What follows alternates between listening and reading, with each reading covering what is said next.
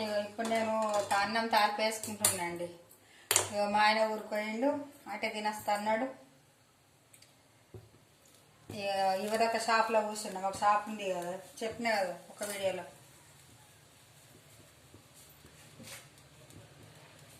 ఆకలి అవుతుంది, ఇక ఏం చేయాలనేది అన్నం ఉంది.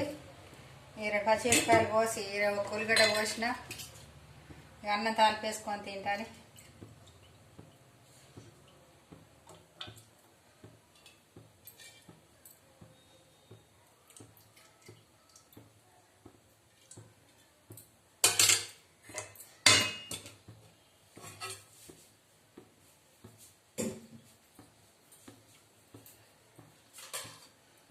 పచ్చిమిరపకాయలు ఒక 4 కోసిన, ఒక ఉల్లిగడ్డ కోసిన, ఒక నిమ్మకాయ కోసిన,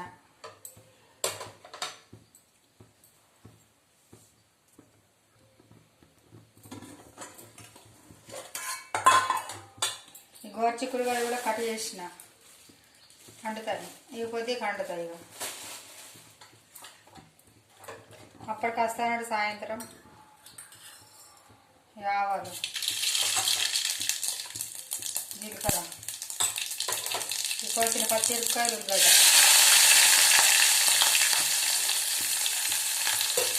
జల్దవుతుంది కదా అన్నం ఉంటే. అన్నం తాలిపి వేసుకొని తింటారు, తొందరగా అయిపోతుంది.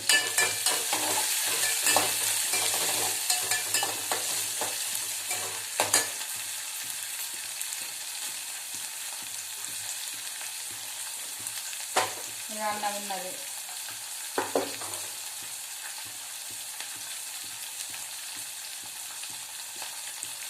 ఉప్పు వేసుకున్నా, పచ్చిమిరపకాయలు కొడుతుంది.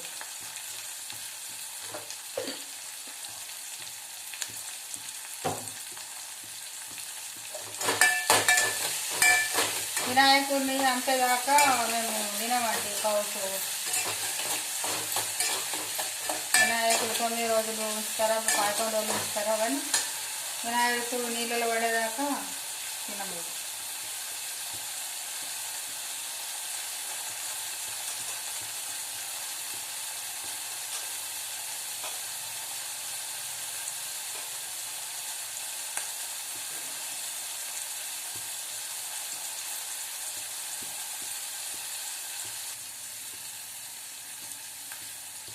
ఈ అన్నంలో నిమ్మకాయ పోసుకుంటుంది.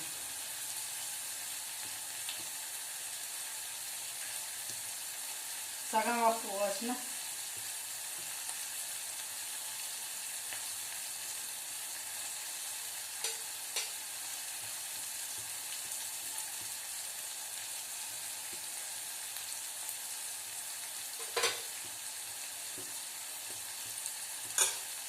ఇలా కొంత ఉప్పు వేసుకోవాలి.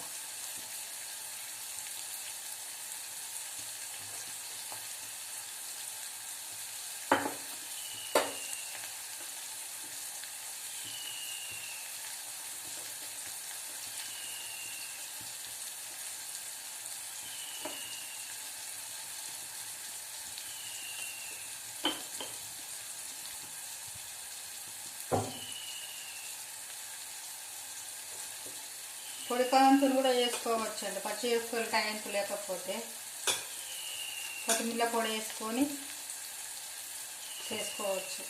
కొత్తిమీర పొడి, కారం వేసి. పల్లీలు వేయలేదు, పల్లీలు వేసుకుంటే కూడా కమ్మ అవుతుంది.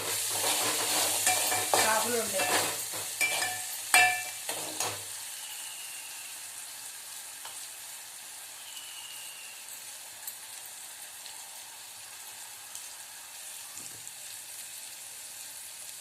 కల్జమాకు వేస్తుంది. కొంచెం పసుపు వేసుకుంటుంది. బాగా పచ్చగా ఉంటుంది కొద్దిగా.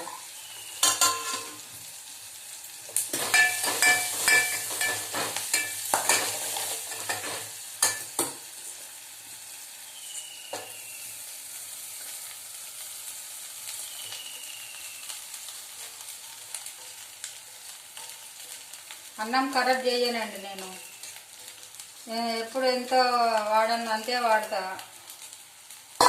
అన్నం ఎక్కువ పెట్టాను నేను, బియ్యం కరెక్ట్ పెట్టుకుంటాము. ఇక రాత్రి తింటాడు ఆయన అన్నమే ఇక కరెక్ట్ పెట్టుకుంటాము. వాళ్ళు నా చుట్టలు వచ్చినా కానీ టక్కన పెట్టేస్తా. మొన్న అమ్మ వచ్చినుండే వచ్చినాక వంట చేసి అప్పటికి వంట వేయలేము అమ్మ వచ్చినప్పుడు.